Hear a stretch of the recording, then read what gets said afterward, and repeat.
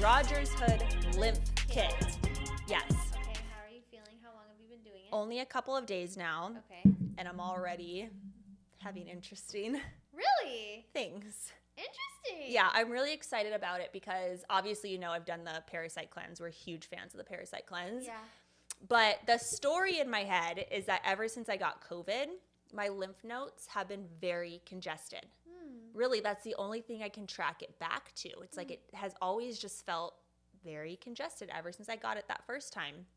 And so she came out with this lymph kit, and apparently it's amazing. It is. So I'm like, let's see how this can support my lymphatic system. Keep me posted I'll keep you updated on my...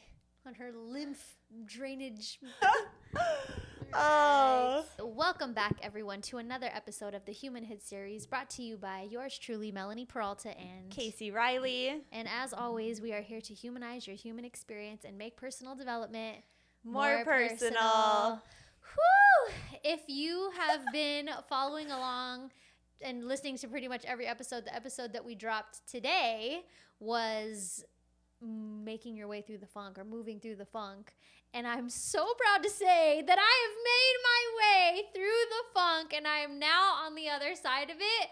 Hallelujah. Well, what's interesting is next week's episode is the funk deepening. Is it? Yes, we have like 2 episodes. Oh, shit. So you are currently out of the funk, but the next episode, she's still in the funk. Still in the funk. Yeah, so y'all gonna get 2 weeks of Funky Mel, and then you'll come back to this one. So being on the other end of this, obviously we talked about in the episode that dropped today is the lessons that are in it. Yeah. Things that you learn about yourself and all of that. And one thing about me is that anytime I move through some sort of adversity that's really making me go inward a lot, I do start to feel really inspired. That's where I pull a lot of my inspiration to create things and bring ideas to life or host certain events or create my workshops for retreat. Like, there's so many things that come through for me in the dark days. And so I have been feeling really creative and I have been inspired to create in a newer way because I think about the experiences that I want to experience. And I'm personally really tired of a lot of what's already out there when it comes to personal development events and spiritual events and stuff like that. And obviously, like, that's the industry that we're in. I haven't been drawn to really anything as of lately because the things that I have been drawn to, they're not really our industry, if that makes sense.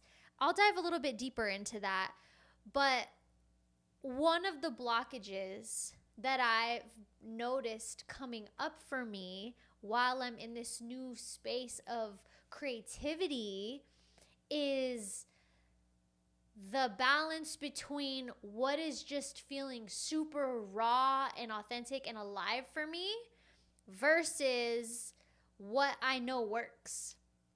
The strategies, the structure, the algorithm, all of that stuff. You know? And that shit's been stifling me to a degree because you don't want to create something that goes nowhere. Yeah. Like, you want to create something that's going to reach the people, that's going to resonate with them, that's going to do what you intend it to do. So it's like, well, I want to make sure that it does well and that it gets out there and that people vibe with it and stuff like that.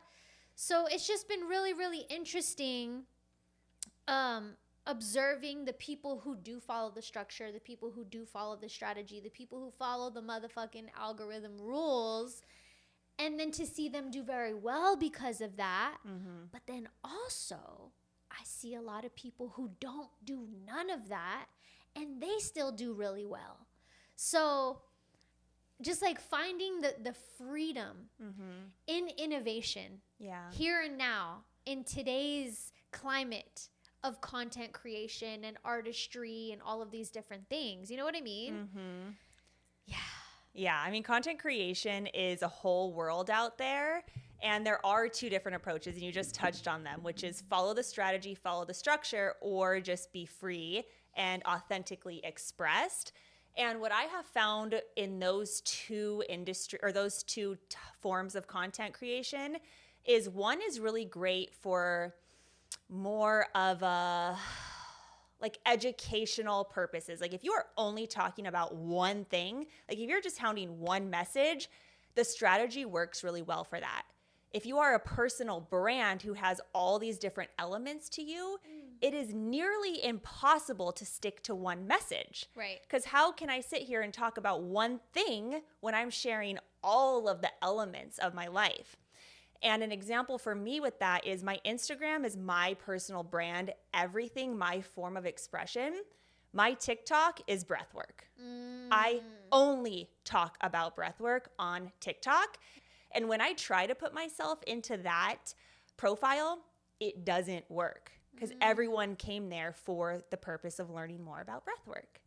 And then it's interesting because on my personal page on Instagram, the engagement comes from more of the personal shares, the more relatable things. And when I post something about breathwork, it's kind of like, oh, whatever.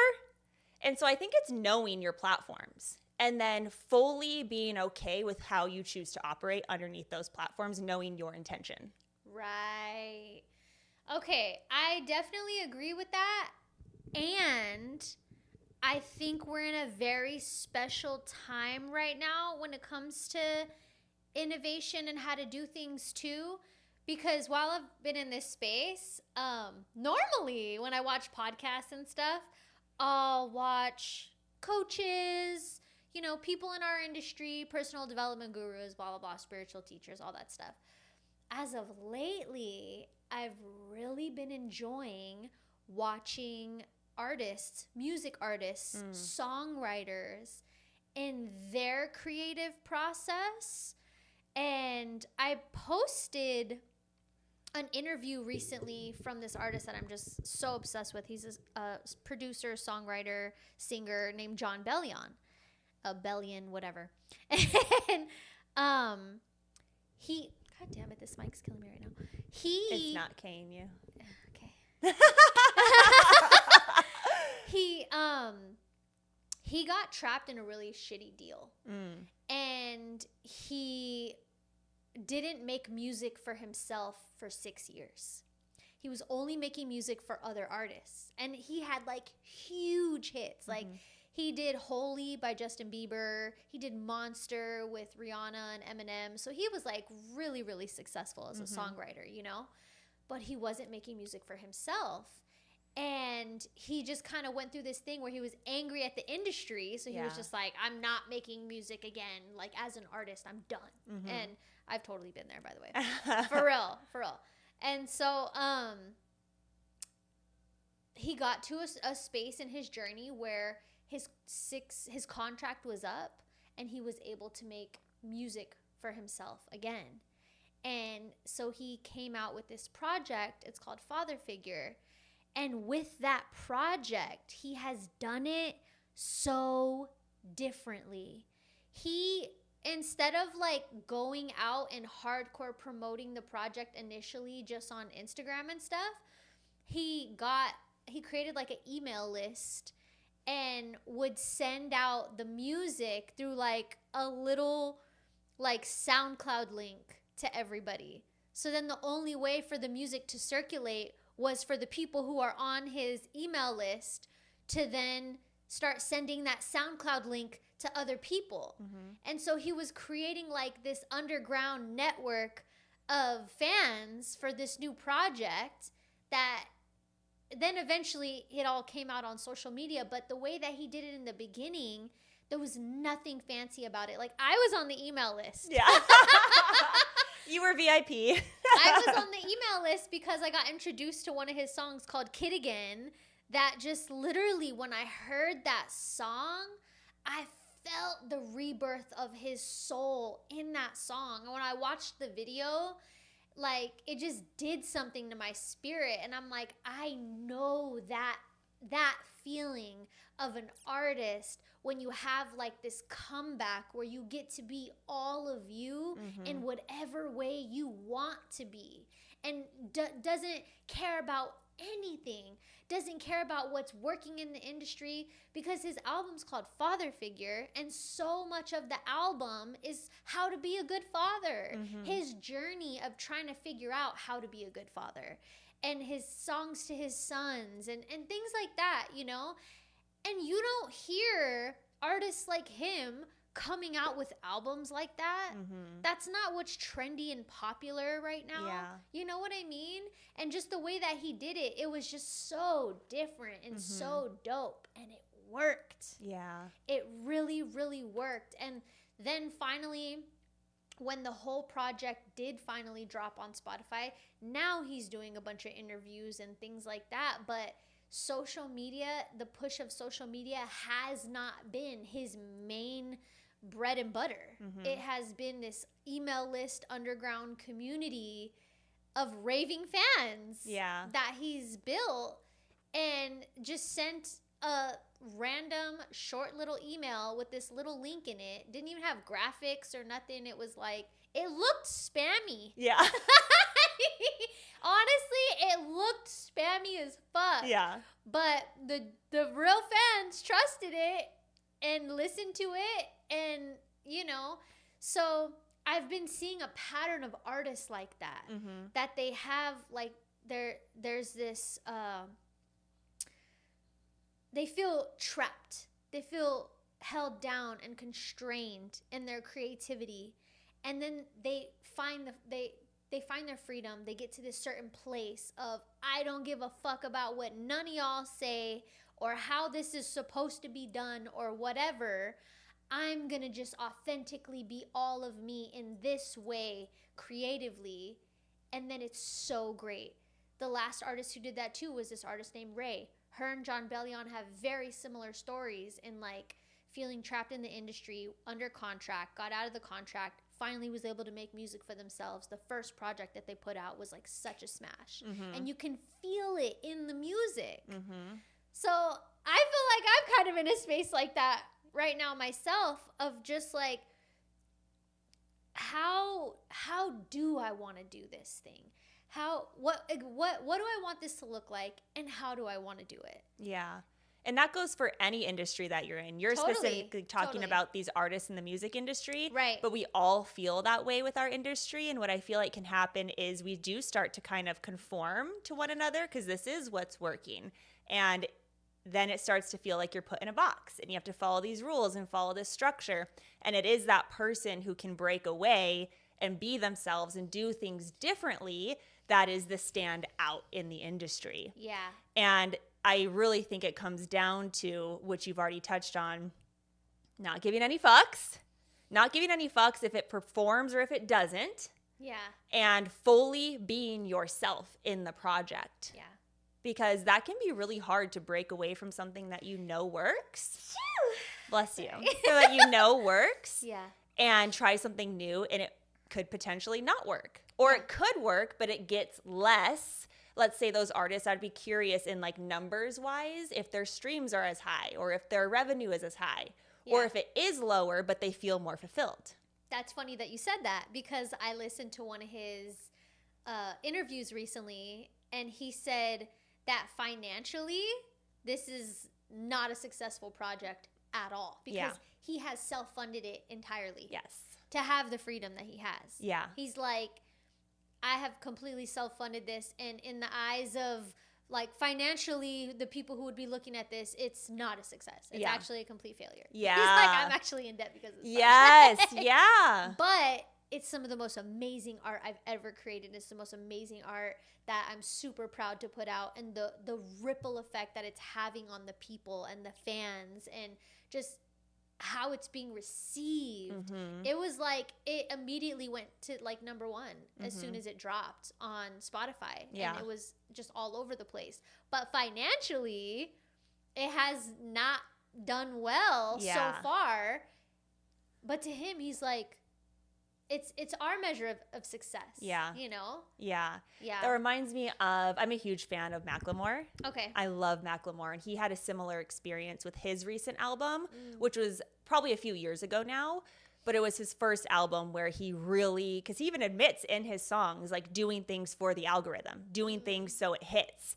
And he was like, in this album, I'm not gonna do that because it's exhausting. And when it doesn't hit and you think you got a hit or a TikTok song and it doesn't, it's like the worst feeling ever. And so he put out this album, and personally, it was my favorite album of his because the music was so touching. It was so fun. Some of it was really deep, where when he's talking about that song that I just explained to him, like, yeah, I feel that too. You know, like sometimes you try to play these games thinking it's going to work. And when it doesn't work, it's like you can really be hard on yourself and beat yourself up, because for me, like you mentioned, I just want people to see it. I want to get the message out. Right. You know, like we put so much work into these things. I just want people to see it. Yeah. And when no one sees it, it can be really hard to keep going. Yeah. To keep creating content, whatever that is, whether it's a song or a post or whatever. Yeah. You know? Yeah, all the ideas that you can attach to a creation that will stop you from creating it, or will maybe you'll create it, but then you won't put it out. Mm-hmm. Like, for example, I still have some moving mantras that have not been released. I have them all. I know, you do. They're so good. Yeah, and so there's 3 left that have not been released. Mm-hmm. And I was just thinking about it the other day, and it was easy for me to like maybe just say, okay, well, we recorded them in 2020. It's 5 years later. Yeah. You know what I mean? If I were to go into the studio and create now, I'd create something totally different than what I created back then. Yeah. However, that doesn't mean that what was created back then isn't still so incredible and worthy of being seen now. Yes. And so I was thinking about that the other day, and then Sam texted me the next morning and was like, hey, we should put the rest of these mantras out. And I was like, dude, I was just thinking about that yesterday. Yeah. And I had to just like let go of the timeline of how long they've sat there, because it kind of felt a little, I don't want to say pointless, but it's like, these are old now. It's the idea. Yeah. So being really careful. They're old to me. They're old to you. They're new to everybody else who has never heard them. And they're timeless. It's They not like you are. talked about something like not like you talked about COVID. You know what I mean? Yeah, like but it's so also, timeless. when we created them, we didn't create them with trendy sounds. No, not at all. That's not what they are. Yeah. They're their own thing. And we were in a very specific pocket of the type of creativity that I'm even talking about in this whole thing. Yeah. Of just like, we're not making this to be trendy to the masses. We're making it for it to be what it's supposed to be. And that's it. And the people who get it will get it. Yeah. Yeah. So that's happening. Yay. I love that. Do you know which one you're thinking about putting out first? Well, there's 3 left. There's Lay a Brick. Oh, I love that one. Yeah, there's Lay a Brick, there's Attract, and then there's Wise Woman. Ooh, okay. Yeah, and Wise Woman's really short. I mean, they're all really short and sweet. Wise Woman's really short and sweet. They're all pretty quick, I guess, but I don't really know which one we're gonna put out yet. Those 3 haven't been mastered. So once we go in and see like how much work they need for the sound to be just right, then we'll decide which one's like easier to put out first. Okay. But there's 3 more. Yay! And they're coming. I love them all. Attract is so good. Wise Woman's just a bop. Yeah. And then Lay a Brick is like really sweet. Oh, I know. That one's just The Train. It's just a lullaby. Yes. It reminds me of a lullaby. It is. Like, you could play it for your inner child. You could play it for your children. Mm-hmm. Yeah, I'm excited to be able to release those. Yes. With putting the music out, to me, it doesn't make sense. Like, logistically, it doesn't make sense to put out music right now with there being in my mind no plan in place To roll it out. and to what to do with it. You know what I mean? Like in the past, it was always like, oh, well, it's this time of year, it's this date, so we're going to put this song out for during this time because this is what's going on in the world. And, you know, it's like New Year's is happening, so then let's put this song out. Or Valentine's Day, let's put Heart Chakra out. Or, you know, so initially there was like this whole rollout plan. But since it's been sitting for a little while, there's no plan. Yeah. So my mind is like, it doesn't really even make sense for me to just randomly drop these mantras like years later. But I'm going to do it. And I will create content to support them and teach people how to use them in their life. And you also don't have to have it all figured out, Mel.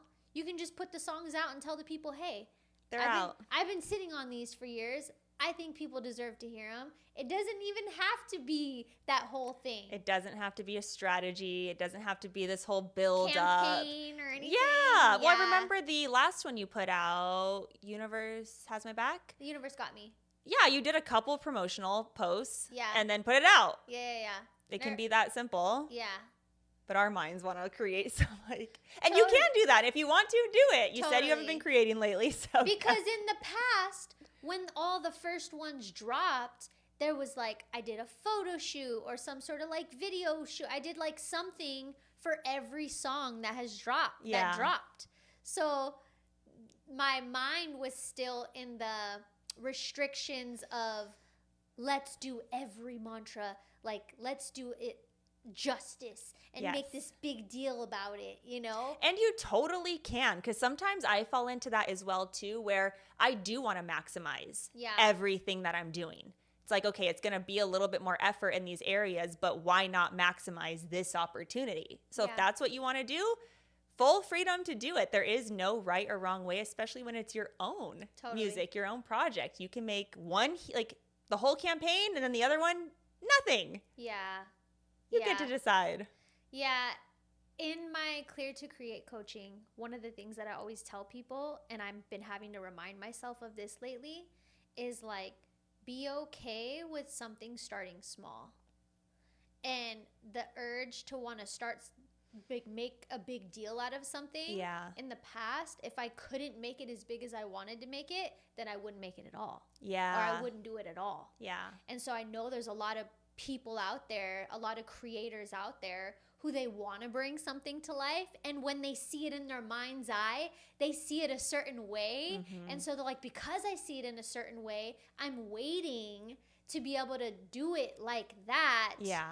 Because right now I'm so attached to that being what it looks like, but I haven't really considered that the way that my mind's eye is envisioning it might be like the 5th round of it. Yeah. Not the first round of it. Yeah. And the first round of it, maybe you want to start a restaurant, or maybe you want to create a cafe or something, and you have this specialty dessert or this specialty thing that you make. But maybe the first step is that you get a little pop-up table at a market.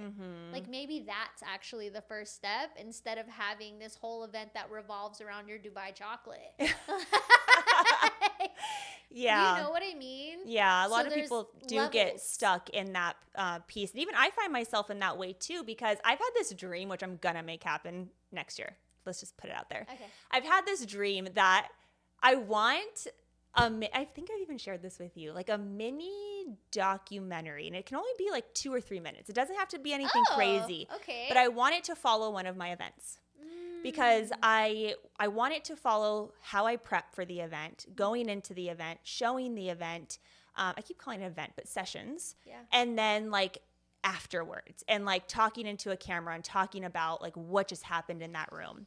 And I feel like I do that in snippets with what I can do on my phone, but I have always had this vision. Like I want someone following me with a fucking camera, like from start to finish. And so everyone can really see what this entails to be a practitioner of this kind, and to witness this space and the thoughts that go on in my mind beforehand and afterwards, like, because it's a whole thing. Yeah. It's a whole thing. And I have this vision, and for me, I'm like, okay, well, I want it done to this standard, so let me just wait on it until I can make it happen.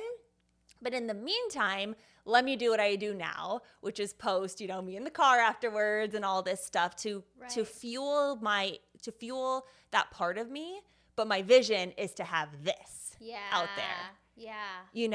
And I would love to watch that, by the way. I would love to watch it. I think it would be dope. It would be. And then there's all the little elements, right? Like people might have an ideal like that of their own. And then it's, well, how much is this going to cost? What is it going to entail? Boom, boom, boom, boom, boom.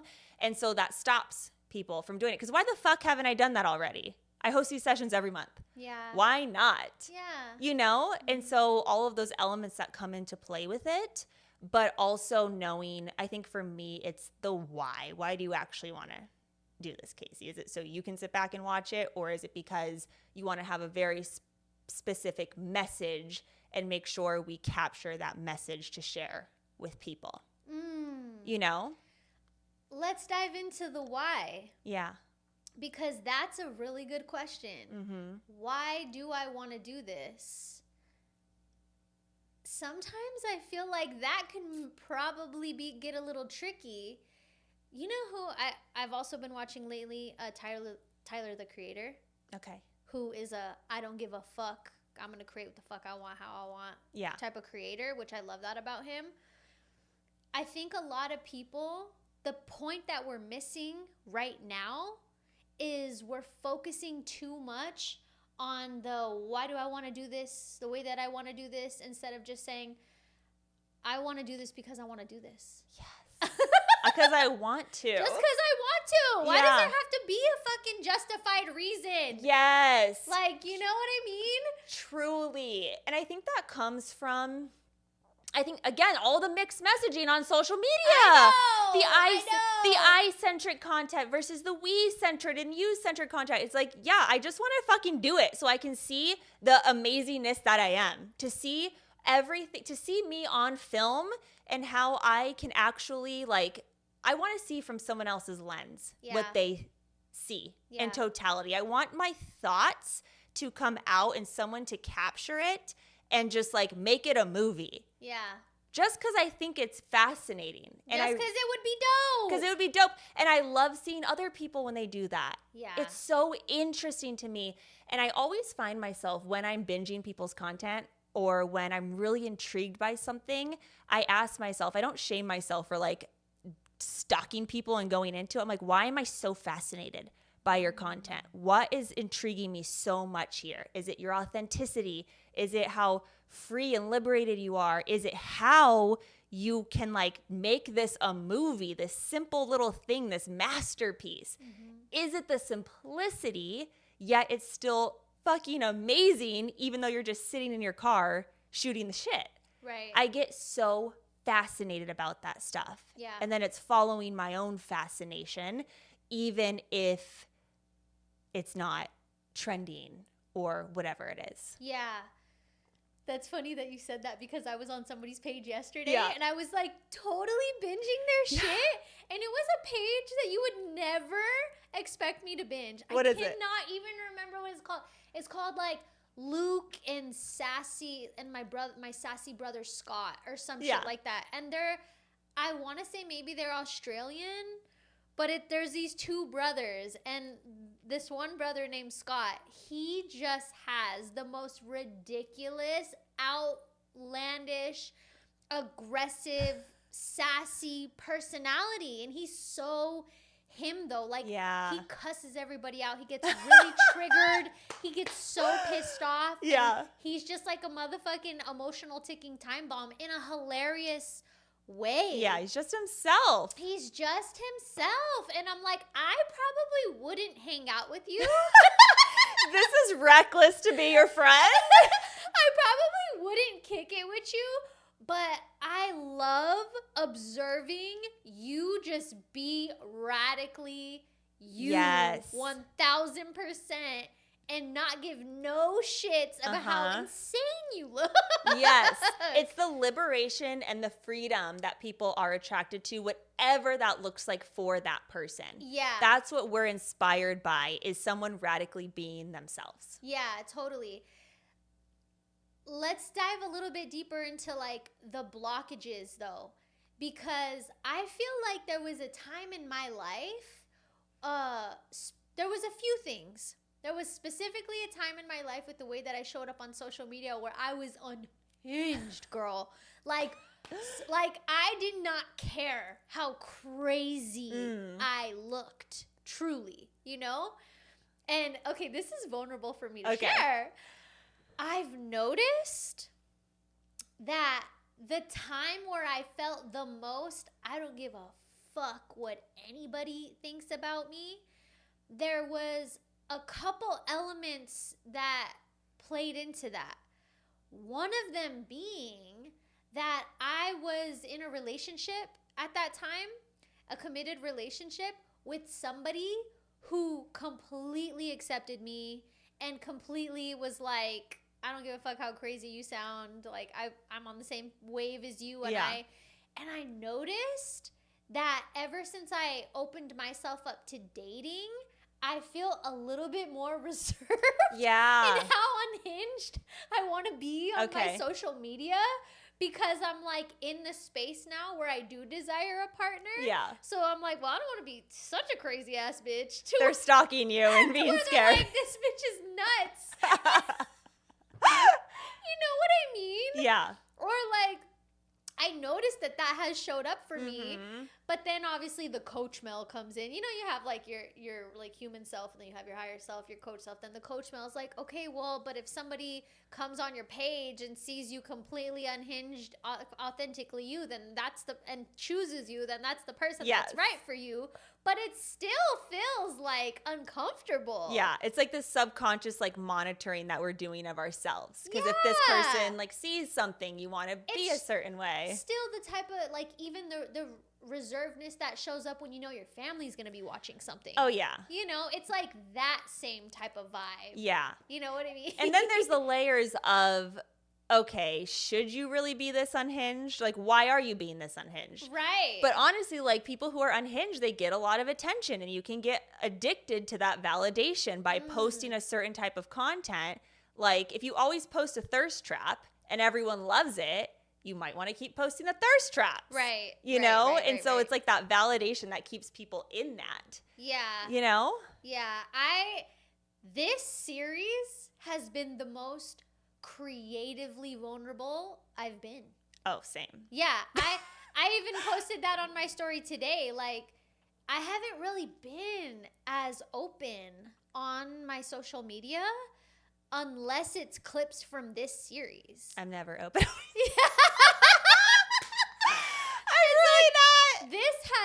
The Humanhood series has been my safe space for just raw, creative, radical truth and authenticity. Yeah.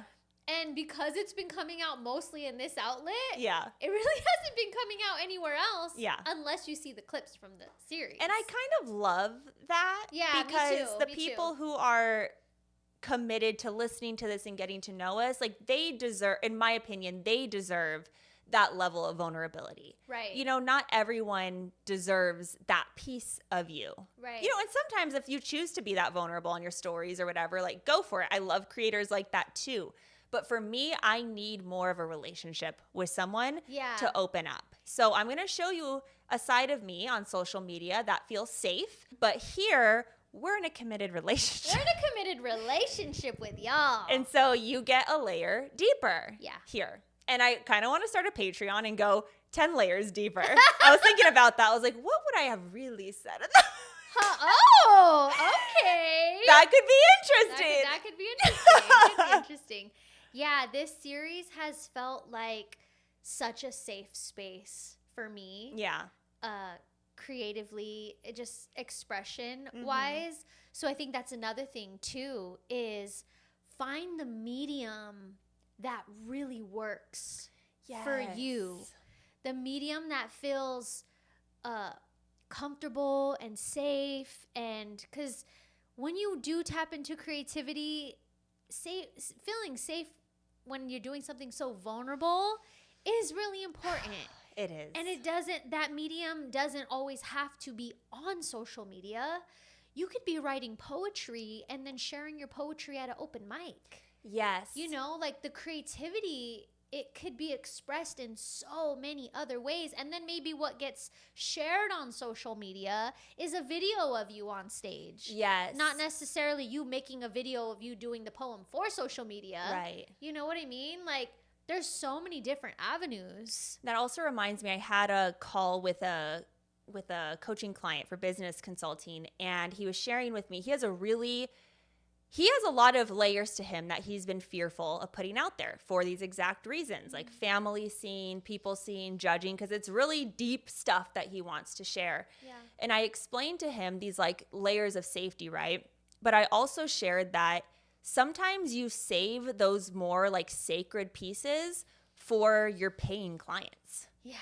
Because when I'm in conversation with my clients and I'm telling them about the depths of what I have gone through with my business, I'm not sharing that on social media, but I'll share it with you because we're in a relationship. Right. And I'm here to help you and support you. And if I need to be vulnerable and put my cards out on the table and say, you're not alone, this happened to me too, and this is how I moved through it, I will share that with you because we are in relationship with one another. But I'm not sharing that shit with everyone. Yeah. Fuck that shit. No, like not everyone deserves that layer of vulnerability from me. No. But if we're in this together, you better believe I'm going to help you move through this however I can. Yeah. And so I shared that with him, like put out whatever you feel safe with now. And then when you start getting clients, you share those deep, deep, dark moments that you don't feel comfortable yet sharing. Yeah. That's not for everyone. Yeah, you know what? You are so right about that, because most of the time when I'm moving through anything in my life, the lessons that I receive from it, they go into my coaching programs. Yes. They go into retreat. They go into my workshops. And you're not really getting the gems that I'm downloading from my life experiences unless you come to my events. Yes. I remember when we were working together and you were my coach. And I'm not going to share the story because I think it's one of those things you save for class. Okay. But you would share parts to help anchor in what I was moving through. Right. And I would like be so shocked and laugh that you would even like that even happened to you because you don't share that on social media, but it helped anchor in that teaching moment. And I was like, okay. Yeah. Okay, I get this now on a deeper level. Thank you for sharing that. Yeah. So levels to how you want to share, what you want to share, when you want to share it, and allowing your creativity to express that in so many different ways. Yes. And, bruh, who the fuck says all of your creativity has to go on social media anyways? I've been writing so many songs lately, Casey. I have so many songs that I've been writing.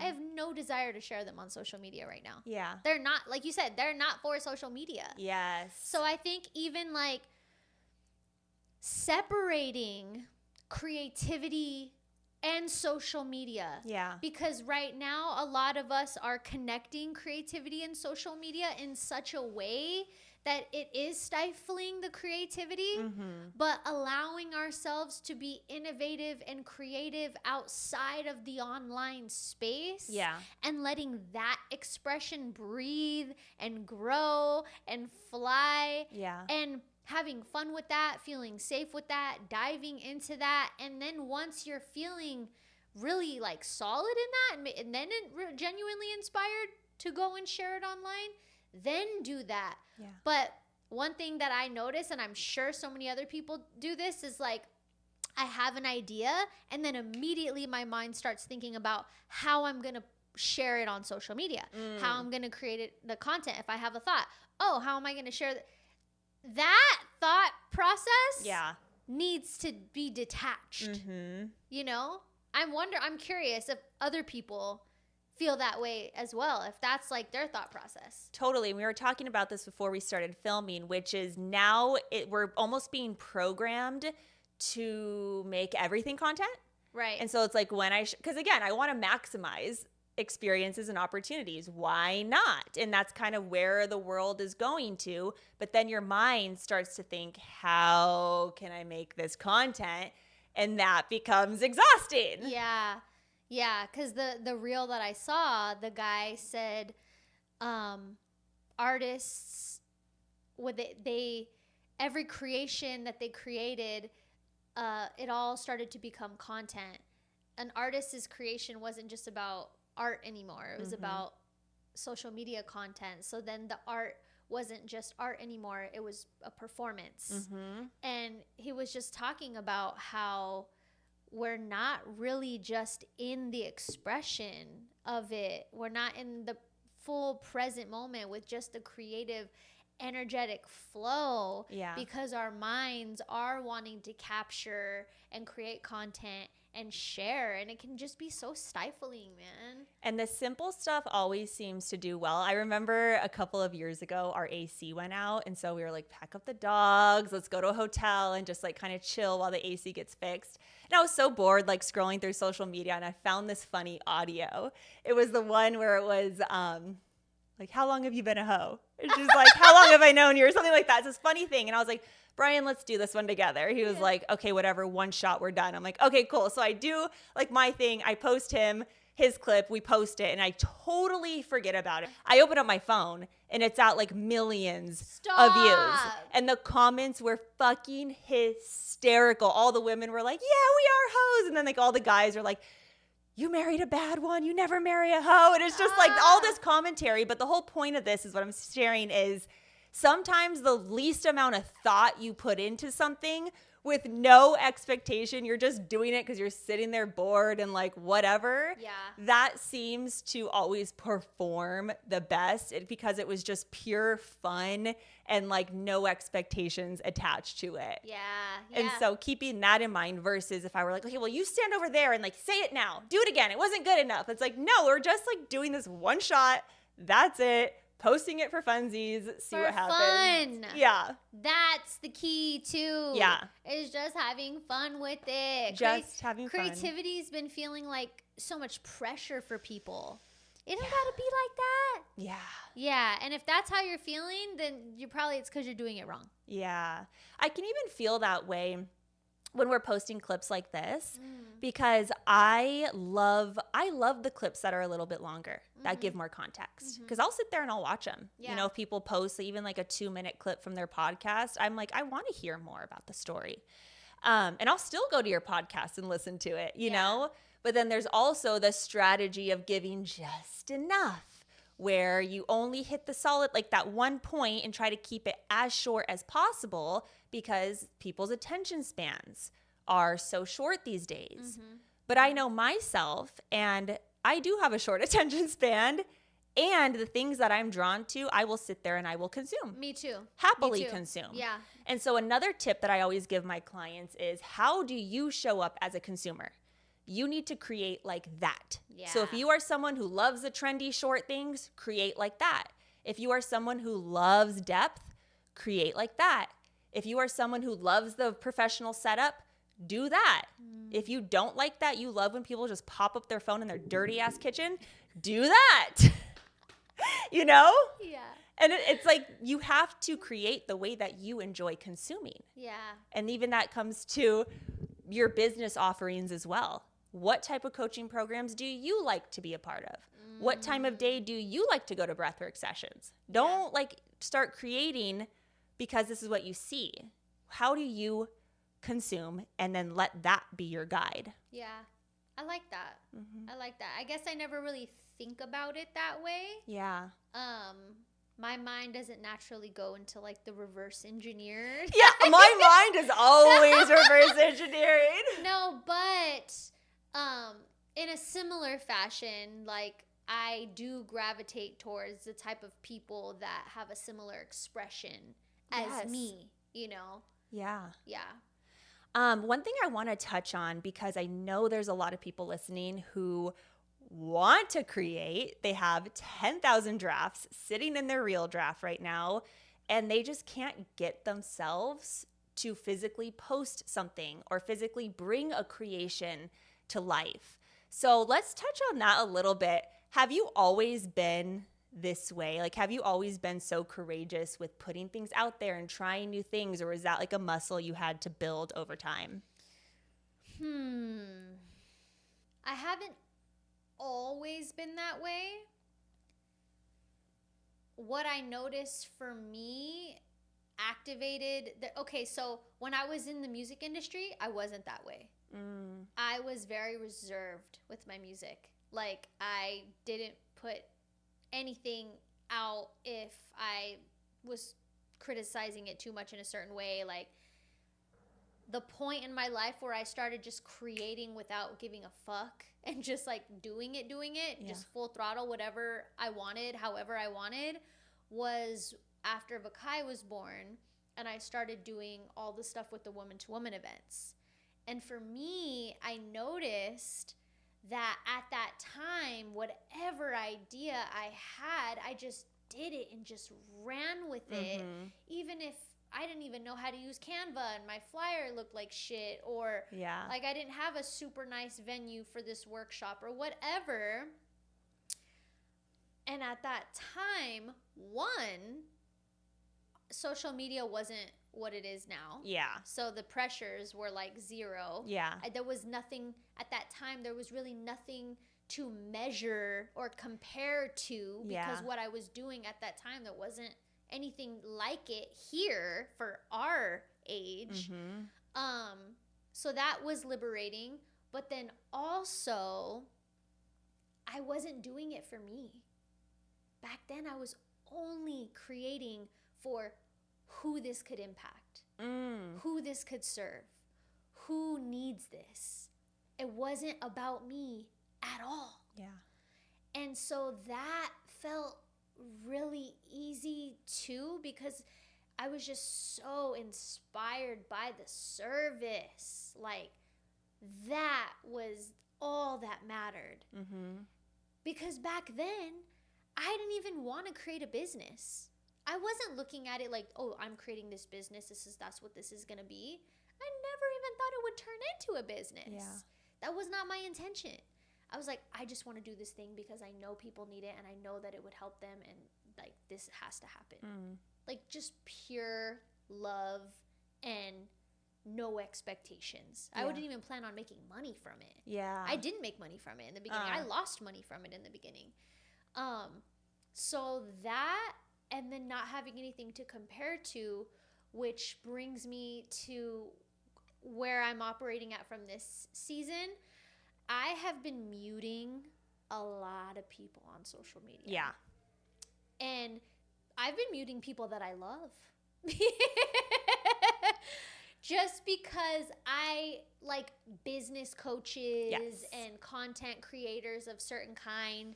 I've been muting people because what you're sharing right now is not supporting my creative process. Yes. It's just not. I when I watch your stuff, the information that you're sharing is great, but I don't feel inspired by it. I feel restricted by it. Yes. You know? So that's another thing too, is now that social media and, you know, just the content climate is what it is these days, just shutting out some of the noise. Yes. Even shutting out the stuff that you unconsciously compare yourself to, or that pin these ideas on you that you know are not true. Like, oh, well, if you're doing this, then you should have this type of video quality or whatever. Some people won't even start a series or a podcast because they feel like they have to have professional cameras, and we do everything on our phones. Yeah. And like, that hasn't stopped us. But other things, sometimes it stops people. Yeah. If, you know, so doing a social media audit, or just like an audit in any avenue of your life, for you to be able to stay connected to your vision or your creative energy in a very pure, authentic, non like adulterated way. I don't know what it's not adulterated. Like, is that a word? I don't think that's a word. I don't know, just unbothered. Yeah. Like, let your creativity be unbothered and shut out all of the stuff that is infecting it in any way, shape, or form. Yeah. It's so interesting. I think back to, because there were layers to my journey and my like confidence to do things, because I pride myself in I'll launch anything. I'll fucking do it. I don't care, you know? You're great at that too. Thank you. And I think back to my life. I'm like, have I always been this way? And I have. When I was younger, I was like selling rocks on the side of the road. I think I told you about the story where I created a cheer team in elementary school and got busted for collecting money. Oh, yeah. Yeah, like I've always been initiating things and like, I'll do it. I'll figure it out. I'll take the lead and I'll do all this. And so my whole life I've been like that. And then I noticed as I got into my adulthood, when I started working for the family business, I was channeling a lot of that creativity with a lot of freedom in that space. Like they gave me a lot of freedom to run massive events and do all these things. So I felt my confidence building in that, but it was always on somebody else's dime. It was never with my own money. And what we were doing, I mean, it just worked all of the time. So I just like had this confidence around throwing events and getting people together and doing these things and budgeting and all this stuff. And then when I went off on my own, it was interesting because now I had to do it for myself. I didn't have the unlimited budget. I couldn't hide behind somebody else's name. It was me. Yeah. Which I actually really wanted back then. I always although I liked hiding behind the safety of someone else, I wanted to be more of a presence in those spaces. And so when I started to launch my own events and my own merch and my own offerings and all of this stuff, I almost felt like, okay, you have to be a little bit more strategic and mindful because this is you now. And also I had this like inner fire that I no longer could shut down. Because when I was hiding behind someone else, I could easily push my stuff to the side. Easily. But then when I didn't have that backing and it was just me, it was like this like burst that came out that I cannot not do something. If I have an idea, like it will happen all the time. It might not happen in this moment, but I have to bring it to life. Like if I have an idea and even if it flops, I have to put it out there. It's just this like this motion that comes out of me. And so I feel like it has always been a part of me, but a lot of the clients that I work with right now, I'm noticing that either that is starting to turn in them where it's like, I'm feeling this, I've been cushy for so long and now it's erupting, like kind of where that felt for me. But then there's also the people who lack that confidence and have never been this way, but they're still feeling that pull to really just put something out there to fuel some type of creativity. You know, but I love what you said about how it doesn't have to be on social media. Yeah. It could literally be anything, throwing a party for your husband or for your child's birthday. Like, how do you express creativity? And then like maybe just posting that on your stories about like the beautiful party that you threw someone. Like maybe that's a good starting point. Yeah. But creative energy is such a strong energy and all of us have so much creativity. And I just really encourage everyone to explore that, whatever that looks like for you and whatever feels safe for you. Because I tell you, when I let that thing rip, it was like anything's possible. Yeah. When you bust that thing open. Yes, you can't close it. It's very hard. You can't. I mean, I feel like mine's closed a little bit right now. Yeah, but even that, it was like, okay. It was a conscious choice to close it down. Yes. And then like be. It was intentional. Yeah, but you already like were even feeling that like while you were kind of in the funk and in that shutdown, it was like, and it's happening, you know? Totally. So to all of our fellow creators and creatives out there, just to reiterate one more time, right now is a beautiful opportunity to build a deeper relationship with your creativity aside from the online space. That way you can just harness and cultivate and dive deeper into the energy and let it be so fluid and authentic and play with it, have fun with it, feel safe in it. And then once it's feeling really solid and strong, then you can go and share it however you want. But do not let the online space stifle that energy within you. Yes. And my message to the current creators who are out there is to keep in the top of your mind impact over impressions. Impact over impressions. So whenever you're creating something, if you genuinely want to put it out there and it feels exciting to you and maybe it's something new and different for you, remember the impact that it has over the impressions that it might get, because I feel like that's what keeps us inspired and in our authenticity. Yeah. You know, so that's my little request for all the current creators out there. And if you have an idea drop through, do you ever have that where you have it come through and you create a video, but then you don't post it? Yes. If you have something come through like that, my invitation is to literally post it in that moment because it came through for you for a reason. Yeah. And those ones are the most fun because they're the most relevant and current to your life right now. So acting on those bursts of inspiration. All right, y'all. It's a wrap. Thank you for tuning in. We love you guys, and we will see you next week. Bye.